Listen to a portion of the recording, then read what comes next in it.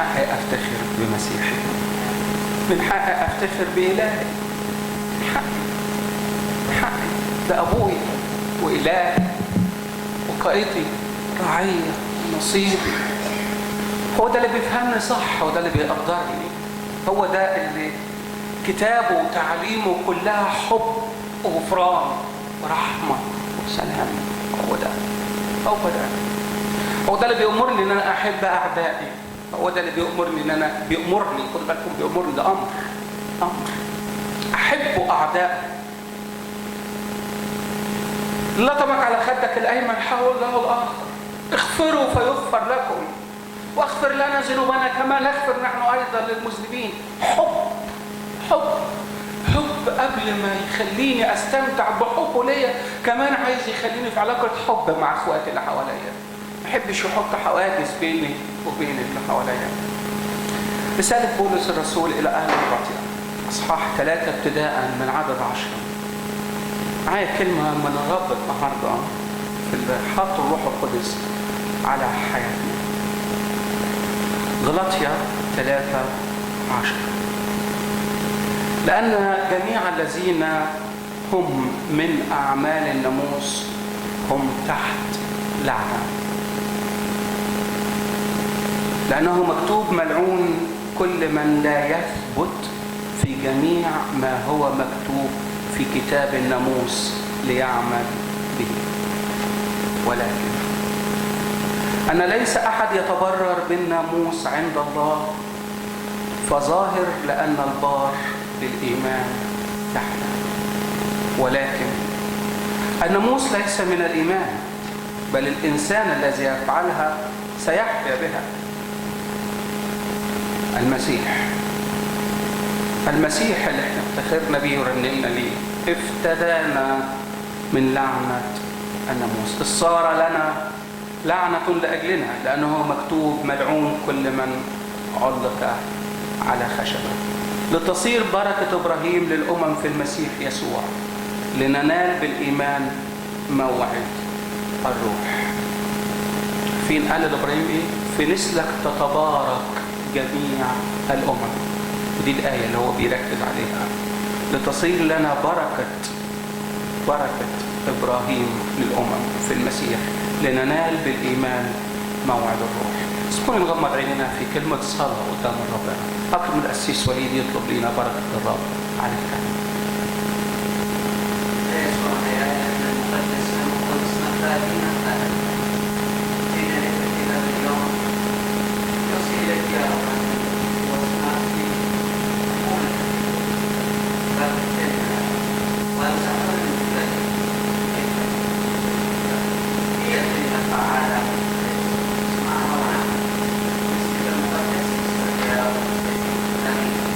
آمين.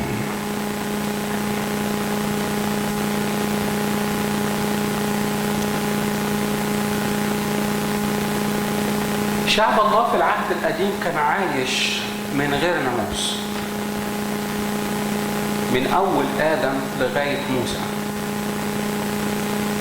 وده أنا بسميها فترة نعمة. بس الشعب ما عجبتوش النعمة.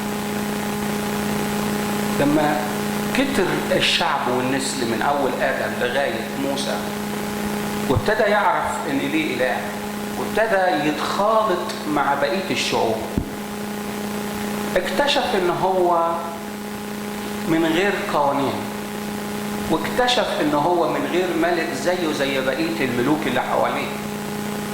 البلاد اللي حواليها كل بلد لها ملك، وكل بلد لها رئيس، وإحنا ليه ما يكونش لينا ملك؟ واحنا ليه ما يكونش لنا قوانين؟ وابتدى الشعب يطلب من ربنا. الحته دي حزنت كتير قوي قاده روحيين اقامهم الله على شعب، موسى وابراهيم، موسى وصموئيل ويشوع مر بنفس التجربه. كل ولاده مروا بنفس التجربه.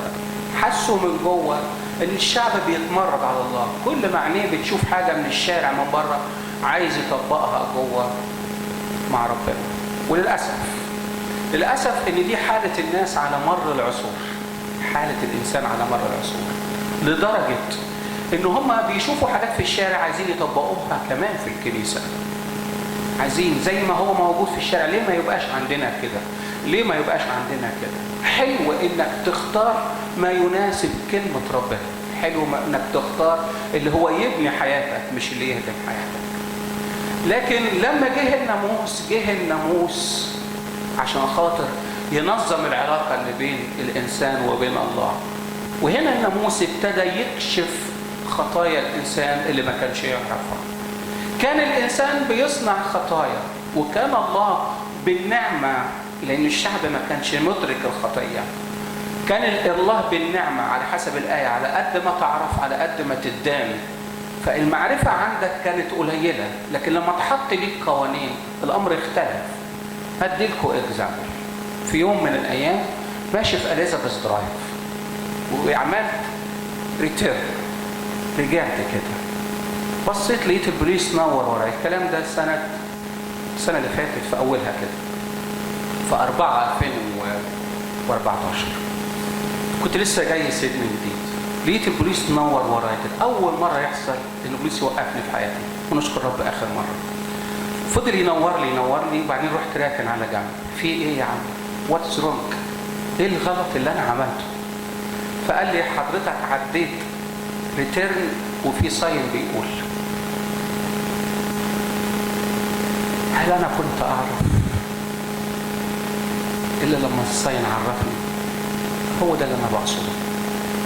في ناموس يعرفك إن في غلط، لكن لو ما فيش ناموس، لو ما فيش ساين، لو ما فيش قانون. في قانون بيقول لك إنك لما تكون داخل على الراوند لازم تعمل إيه؟ تهدي وتوصل لل20 وكأنك هتوقف وتتأكد إن ما فيش حد على يمينك، أو بعدين تدخل. طب لو أنا ما عملتش الحاجات دي وعربية جت خبطتني، في قانون، القانون بيقول إنك أنت اللي غلطان وأنت اللي تشيل الغلط ده. معقول؟ القانون بيكشف الأخطاء، بيحط العلاقة اللي بيني وبين الناس واللي بيني وبين ربنا. الناموس عمل كده، فأصبح الناموس على الإنسان كاشف خطايا الإنسان لعنة. عايز أفسر يعني إيه كلمة لعنة. قعدت أدور وأقرأ، لصراحة ما لقيتش تفسير أقنعني من كل اللي أنا قريته. مش معنى ذلك إن أنا راجل علامة وراجل بفهم، لكن اسمع، اكتشفت إن كلمة لعنة في أبسط صورها هي أجرة الخطية، عقاب الخطية. أنت ارتكبت خطأ لابد أن تحكم عليه، والحكم اللي هيصير فيك ده يسمى لعنة.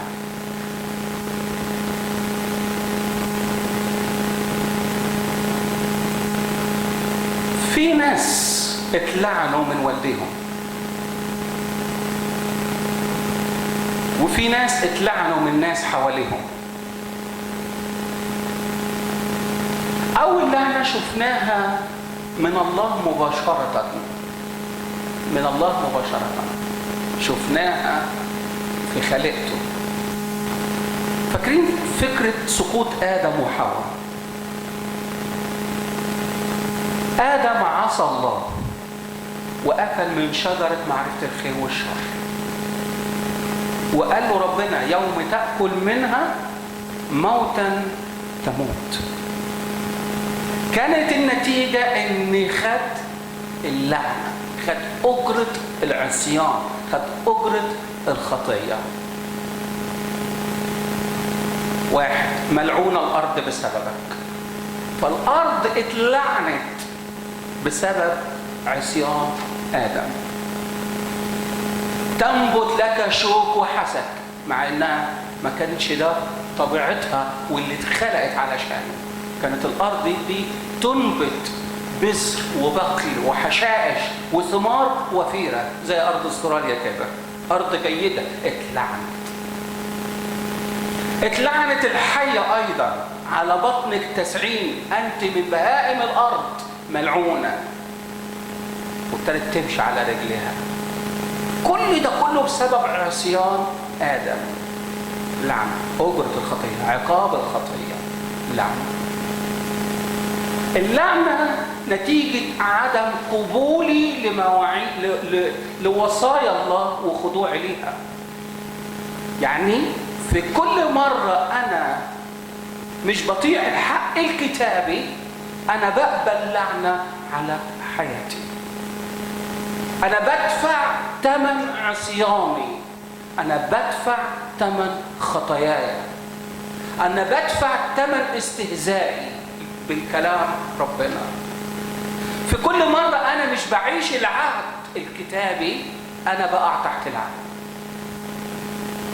تثنية 28. أرجو إن احنا نطلع الشاهد ده مع بعض. بيتكلم عنده عن البركة وبيتكلم عن اللعنة. إيه هي البركة وإيه هي اللعنة؟ بس ده تعريف.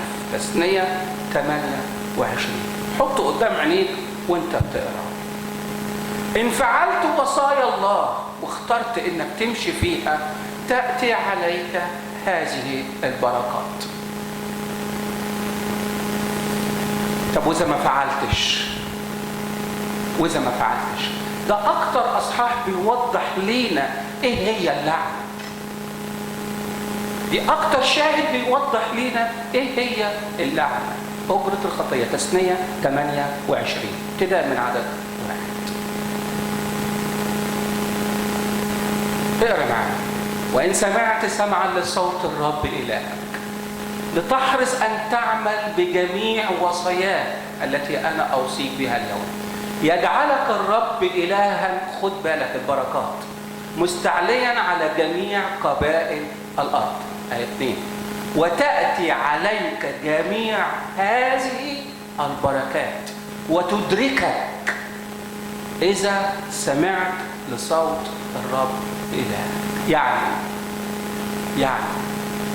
يعني في كل مرة أنا بعيش وصايا ربنا، بعيش تعاليم ربنا، بعيش كلمة ربنا اللي بيكلمني بيها، اللي بينخذ بيها قلبي، أنا بستفاد بمعطيات الله ليا، بستفاد بمواعيد الله على حياتي. وفي كل مرة أنا بقى العكس، مش بخضع. هروح لعدد في تثنية 28 برضه أعتقد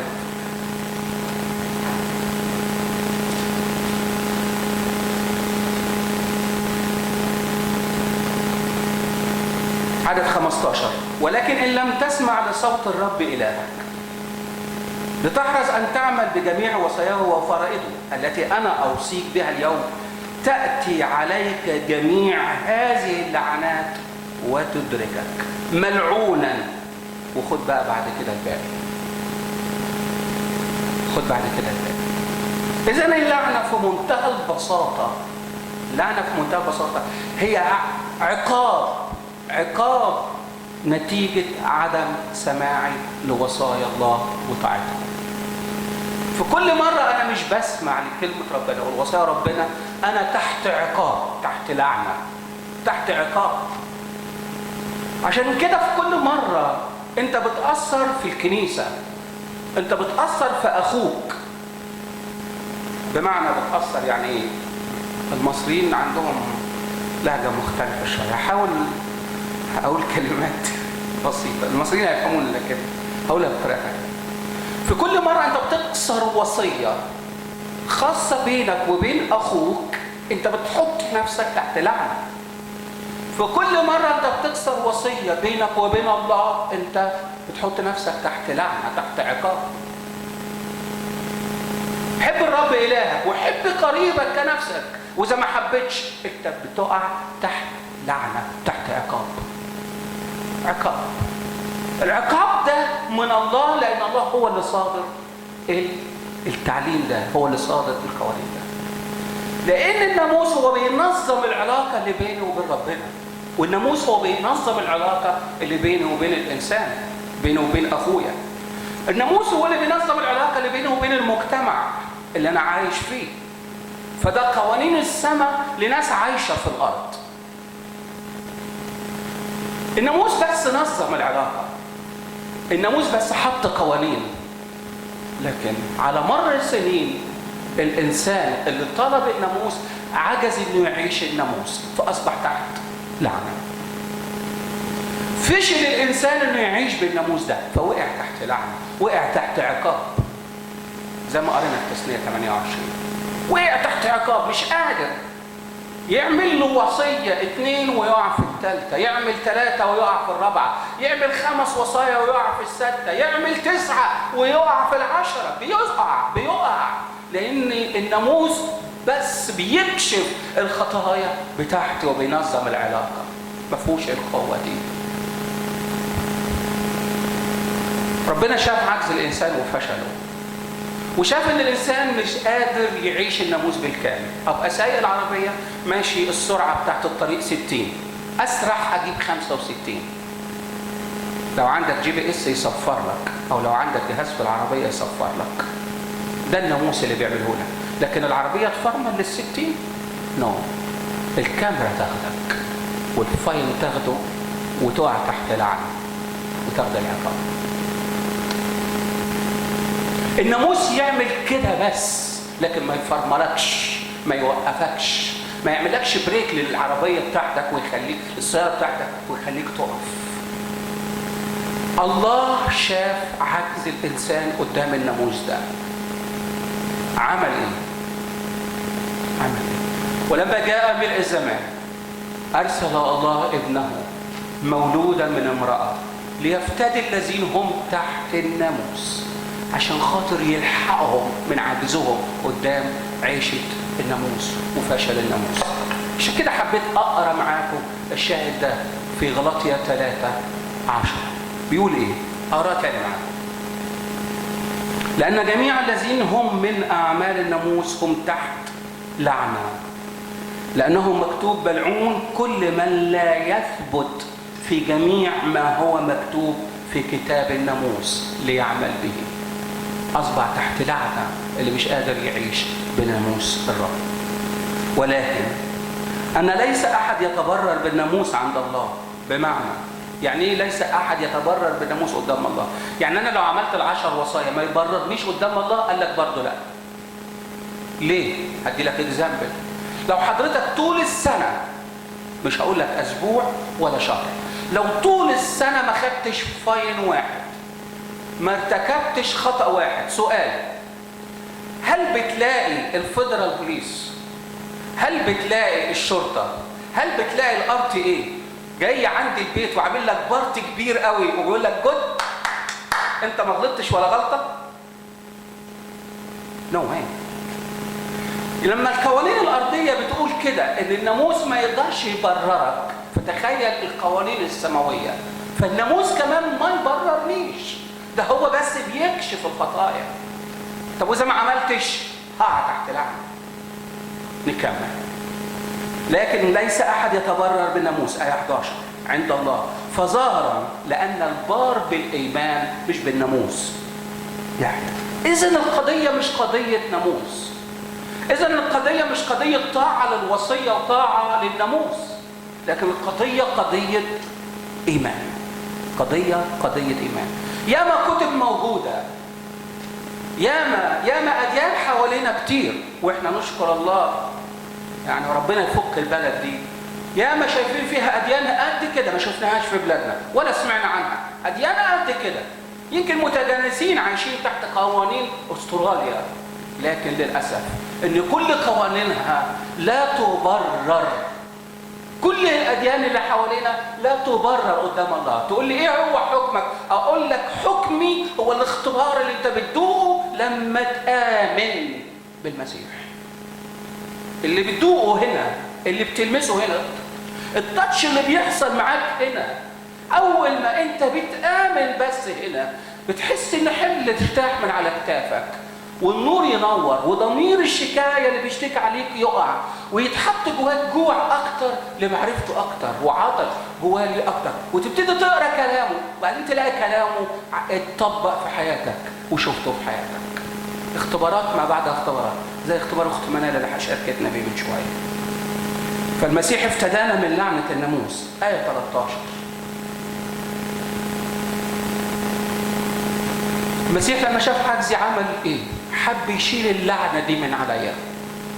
حب يشيل العقاب من عليا، حط نفسه مكاني. عندي 3 حاجات توضح لي الفكرة دي، 3 أمثلة. هاخد المثل الأولاني. المثل الأولاني في خروج 20 آية رقم 5.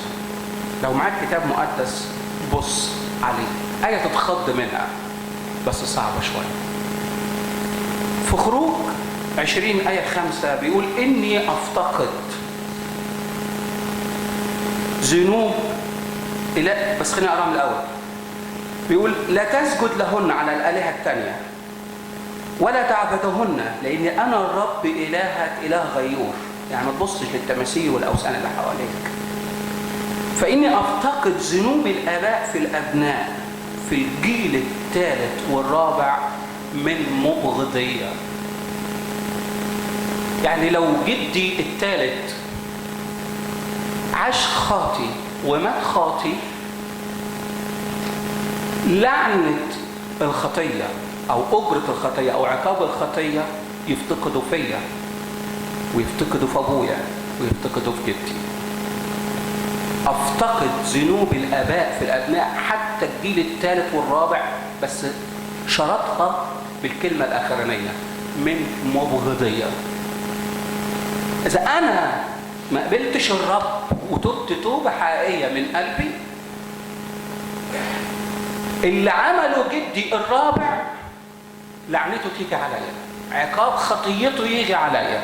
مش بس هو ياخد العقاب مضاعف. ليه؟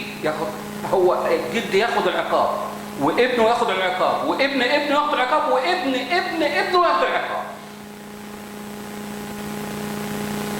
امتى انا العقاب ده ما يجيش عليا؟ امتى العقاب ده ما يجيش عليا؟ هقوله في اخر الوقت.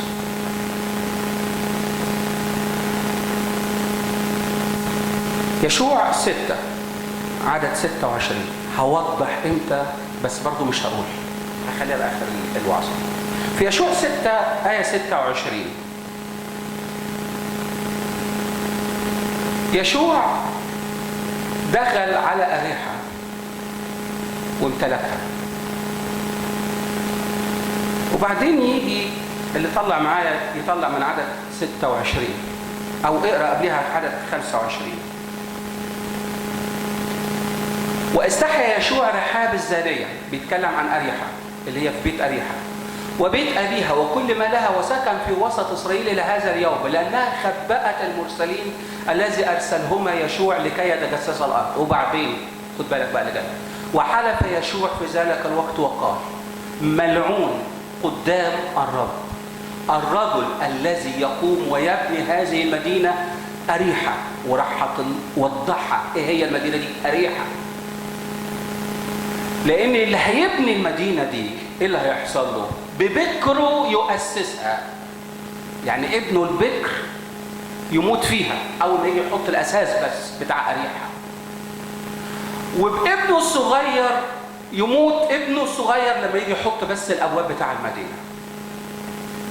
لأنه يشوع بس قال كده. تخيل يشوع قال كده ومحدش قدر يبني المدينة وكله خاف. كله خاف يبني المدينة دي عشان خاطر الكلمة اللي طلعت من فم يشوع. اللي هيبني المدينة دي ابنه الكبير هيموت أول ما يجي يحط الأساس، ابنه الصغير هيموت أول ما يحط الأبواب بتاعتها. طيب روح معايا لملوك الأول 16. لو معاك كتاب مقدس أو ورقة وقلم اكتب الكلام ده لأنك هتتفاجئ وأنت بتسمع الكلام ده. ملوك الأول 16 عدد 34.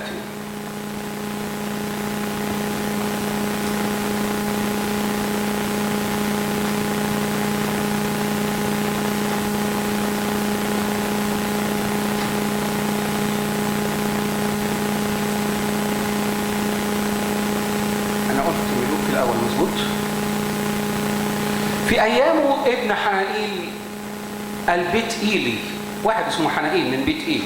من بيت إيل يعني خدوا بالكم يعني من بيت الشبع، يعني من بيت العلاقة بينه وبين ربنا. يعني واحد قاعد قدام ربنا بس في وقت من الأوقات الراجل ده استهان بكلام ربنا، استهان ببيت ربنا. الكلام اللي بقول لكم ده كلام صعب، الكلام اللي بقوله لكم ده كلام صعب، عشان مرات كتير احنا صعبان علينا. ليه احنا واعيين تحت لعنه؟ ليه في قيود علينا؟ ليه في حرب جايه علينا؟ ليه احنا بنتحارب في مشاكل ملهاش اول من اخر؟ ليه؟ لان انا واقع تحت لعنه لاني قصدت وصيه. في ايامه حنائيل البيت ايلي عمل ايه؟ اريحه، خد بالكم عمل ايه؟ الراجل ده راح جاي باني اريحه، ولما بنى اريحه عمل ايه؟ ببكره وضع اساسها، وابنه الصغير اللي هو سجوب نصب ابوابها حسب كلام الرب الذي تكلم به عن يد يشوع ابن نون. يشوع بيقول في اصحاح 6 اللي هيبني اريحه هيبقى ملعون، هيقع تحت عقاب، محدش يعمل كده. واحد انغوى لا الارض فاضيه قدام منه، ليه ما عملهاش؟ واسمه بيت الرب، واسمه بيت الرب.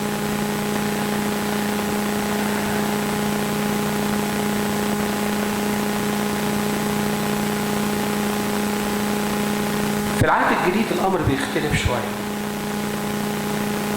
عارفين في مرقس واحد فيه قصه حلوه بتتكلم عن الراجل الابرص، لو حد فاكر. الراجل الابرص ده كان عايش خارج المدينه،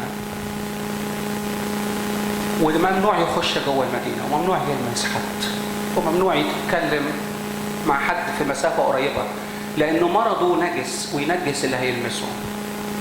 شاف يسوع جاي على باب المدينه. لما شاف يسوع جاي على باب المدينه راح طلع يجري عليه، وراح جاي راح ساجد قدام منه، وقال له في مرقس 3 من عدد 10 عدد 19 قال له: يا سيد إن أردت تقدر أن تبرك لي. أنا واقع تحت لعنة والبرص مليني، لأن تجاسرت وكسرت خطايا ربنا، بس أنا عارف إنك أنت تقدر تبرئني. فين بيقول الكتاب إيه؟ طلع لي لو سمحت مرقس 1 من عدد 10 و13. مع إنه نجس وكل اللي يلمسه يتنجس، لأنه المسيح يقول: فمد يسوع يده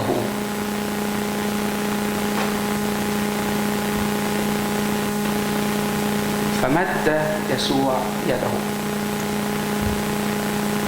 ولمسه وقال له: أريد فاطهر. تعمل ايه؟ قال هو واقع تحت لعنة، هو واقع تحت عقاب، بس هو حس ان هو كسر الوصية، وهو اتعلق بيا، وعمل تاني عمل حاجة تانية، وهو مش بس اتعلق بيا، هو آمن بيا. فمد يسوع يده وقال له: أريد فاطهر.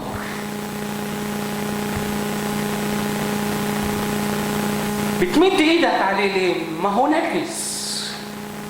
قال بمد ايدي عليه مش عشان خاطر ان انا حنين وعايز اقول له ان انا حاسس بيك، لكن بمد ايدي عليه عشان خاطر اقول له ان نجاستك ما تأثرش فيا. دي 1 2، انا جاي عشان اخد نجاستك واديك طاقتي.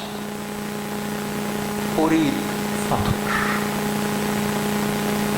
انا وانت واعيين تحت لعنة، بس المسيح جه عشان خاطر ياخد لعنتي، ياخد عقاب خطيتي. اريد فاطهر. الله يريد ان جميع الناس يخلصون، حتى لو كان ده على حساب ان هو يتقيد بدالي ويموت بدالي.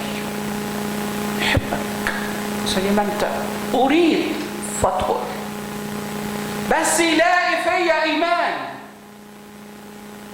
بس يلاقي فيا إدراك لسبب الخطية واللعنة اللي أنا واقع فيها، اعتراف. عندي مارك ابن لما بيجي السوق بعلمه الحاجات اللي اتعلمناها 1 2 في الRTA.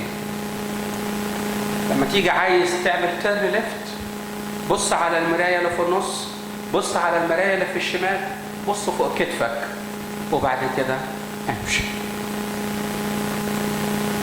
هو بيعمل ايه؟ يدي الانديكيت تيرن ليفت، واخدين بالكم، ويبص في المراية اللي فوق ويروح داخل. يا ابني لا، يا بابا لا، يا سيدي لا، لازم تبص في المراية اللي فوق، بص في المراية الشمال، بص فوق كتفك. النهاردة راح جاي، راح عمل نفس الحركة، عربية راح جاية، راح راجعها تاني، فراح مبوز شوية كده. احنا نعمل الغلط ونبوز شوية، مش كده؟ كم واحد ما بيبوز لما بيحصل غلط؟ ونبوز كده.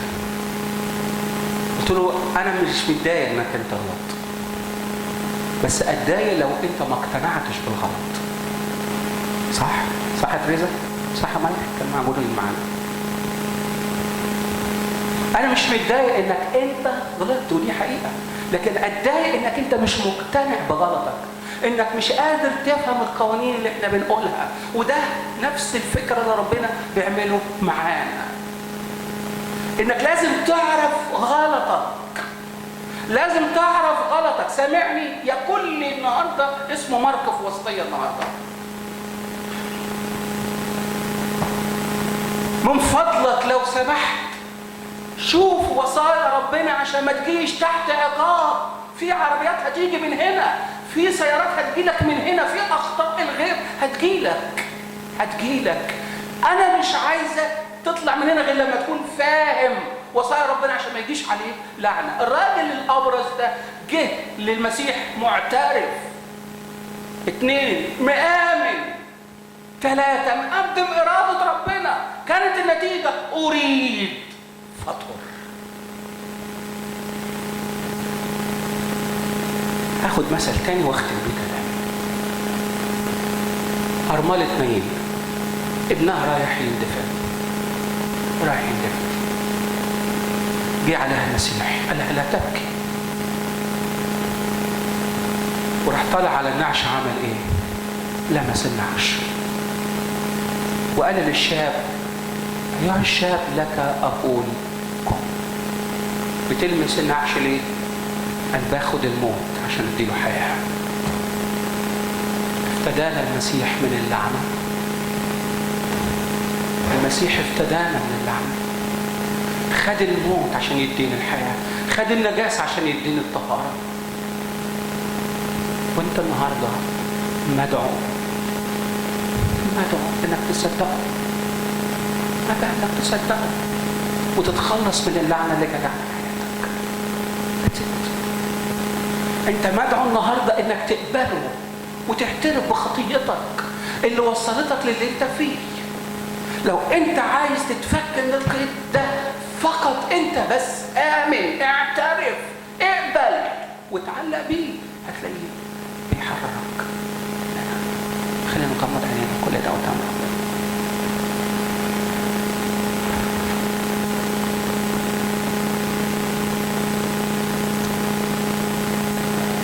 ايه الخطية اللي انت لسه بتعزها وموقعاك تحت العذاب؟ عناد قلبك سيئك لغاية فين؟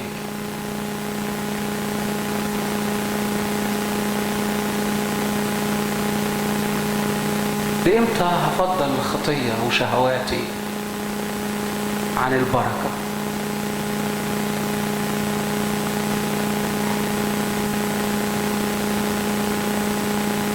لإمتى كبريائي وغروري يفضل مخليني تحت العذاب؟ المسيح افتداك، تعال اتمتع بالفدا ده النهارده. هو دفع ثمن خطاياك بموته على الصليب، بس تقبله وتتوب عن خطيئتك.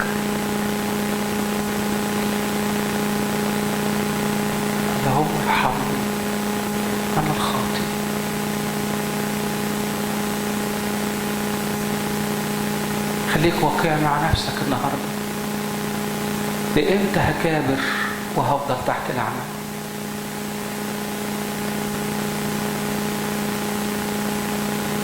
لإمتى هكابر وهبيع البركة وهبيع أبويا؟ ممكن أكون ابن هنا موجود في الكنيسة زي حنائيل اللي كان في بيت إيل وعصى ووقع تحت لعنة. كنت تكون موجود معانا هنا في الكنيسة في بيت إيل في بيت الرب، بس كسر وصايا ربنا في أمور خاصة في حياتك، وبالتالي مفيش بركة وفي لعنة. النهاردة في وعد ان الرب يفكك من اللعنة دي لو تبت توبة حقيقية. آمنت، إن آمنت بقلبك واعترفت بفمك خلصت. بس تآمن. كفاية انت عمال تعاني بقالك سنين في الأمر ده اللي تعبك. يمكن مش قادر تعيش وصية معينة انك قادر تحب قريبك، او مش قادر تجاهر بإيمانك. لكن اقول لك النهاردة ربنا عايز يعمل معاك حاجة مختلفة. بيقول لك العلاج للعنة اللي جت عليك، انا خدت اللعنة وعايزك تستفاد بالعلاج، انك تقدم توبة بإيمان. يا رب بقدم لك توبة عن الخطايا المستترة اللي جابت عليا عقاب الخطية. نسيت ان ما يزرعه الانسان اياه يحصد. سامحني يا رب. سامحني على العصبية والنرفزة. سامحني على الكذب. سامحني على محبة المال والعالم. سامحني ان انا مش قادر اغفر لفلان اللي اساء الي. قلت لك اعترف بذنبي. بتوب مش بس عشان خاطر يا رب تتشال من عليا اللعنة، إن يا رب عشان العلاقة اللي بيني وبينك تبقاش مكسورة. سامحني يا رب. كلمتني بما يكفي النهارده وانا داخل على مائدتك، وانا داخل النهارده هتناول من ما يمثل جسدك وما يمثل دمك اللي قلت اصنعوا هذا لذكري. عايز اكون بقدم توبة حقيقية من قلبي. ارحمني يا رب. سامحني. ممكن تصلي الصلوة دي معايا من قلبك. سامحني يا رب. قويني ما ارجعش للخطية تاني. بتوب عنها يا رب. اديني املك روحي واملك نفسي عن الغلط. اقمعهم قدامك. اصلب نفسي وجسدي قدامك وتحيا انت فيا. باسم المسيح. آمين.